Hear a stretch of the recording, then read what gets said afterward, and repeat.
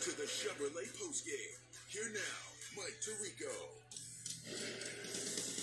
17-7 as they head home from MetLife Stadium. Cincinnati winning that late touchdown. Some were happy that Brown took it to the house for the Bengals. It made the margin 10 on the night. Cincinnati gets win 2 on the season. Let's check out our players of the game in this one. Joe Burrow, who, like Daniel Jones, both quarterbacks were the leading rushers for their team tonight. Jamar Chase getting 5 for 72, and B.J. Hill, the ex-Giant, came back and was terrific against his old team. Star of the game interview time now, and here's Melissa Stark. All right, Mike, thanks very much. Joe, I'll start with you. How would you describe that win? Ugly. Really ugly, but we got it done. So a lot to fix on offense. Defense played great. It's nice to have one of those games. They stepped up big time today. We'll get to defense in a sec, but you had the longest run of your career on that opening drive touchdown. Did you see that coming? No, not really. But I just try to take what the defense gives me. That's what was open on that play.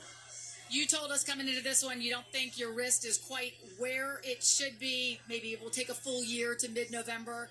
We also saw you go in the medical tent. Everything all right? All good. All good. Good. All right, now we can get to the defense. BJ, what a game for you. You're an honorary captain. You came back to the place that drafted you, spent the first few years of your career. How motivated were you for this one? That was a big game for us. On defense, we just come out here, play our best ball. Our offense has been carrying us all year. We knew we had to put a big game together. Yeah, you guys talked about finishing and saying, okay, we need to carry our weight. What was talked about with this defense this week? We just do the little things better, and that's what we did today. Fix the little things in practice, had a great week of practice, and the results showed. Awesome. All right, congratulations, guys. Thank you, Melissa. Good win for the Bengals as they get to 2-4. Joe Burrow is going to be focused and determined to get this going forward. More post-game interviews coming up. There's Jack Collinsworth and Tony Dungy. Rodney looks cold, doesn't he? Always. Rodney's always cold. It's 65 degrees, Rod. Come on, stay warm, man. The guys are coming up over on Peacock. Speaking of Peacock, so much to stream this week. Celebrate spooky season, the terrifying series Teacup. Neighbors confront a mysterious and deadly threat, Chris. Then check out the original limited series Fight Night, the $1 Million Heist. And as advertised, the post-game commentary continues with the guys from the field. Sunday Night Football Final, streaming now on Peacock. And those of you staying with us here on your NBC station, stay through. Chris and I will get the next Sunday night when the Jets and Steelers meet in Western PA. Right back with you after this.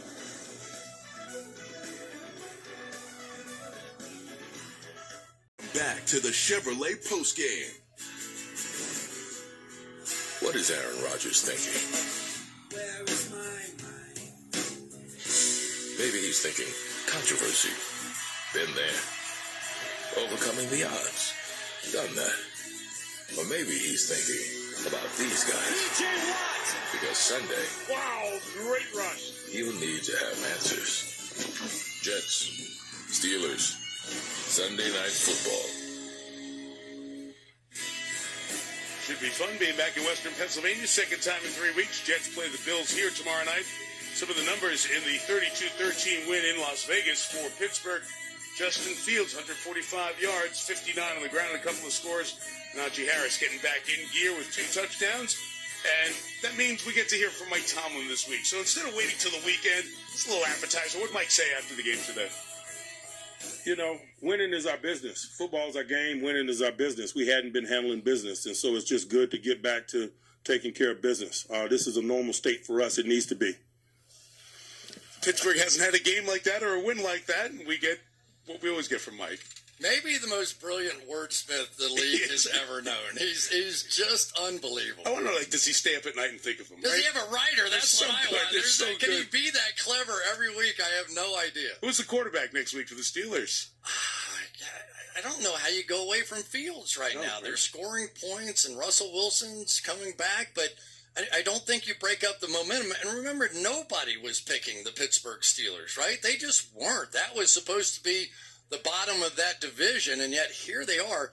And also, don't forget now, the New York Jets, if they win the game tomorrow against Buffalo, they're tied for first place. Exactly. They just got rid of their coach, and they've got a chance to be tied for first place tomorrow night. So we could see 2 first-place teams when we see you next Sunday night. Jets and Steelers from Western Pennsylvania. As you get your week started with the Today Show tomorrow morning, a little bit of feel for what happens here. Go inside the game tomorrow morning on Today. Kaylee Hartung was here tonight.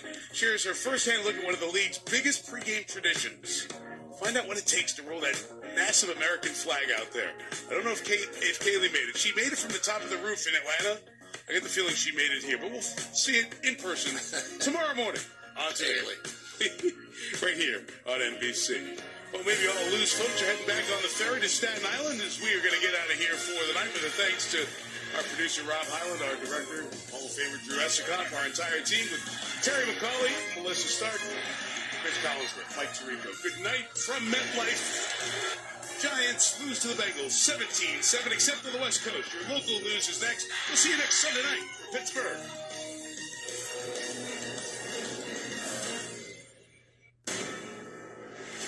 NBC Sports thanks you for watching this presentation of the National Football League.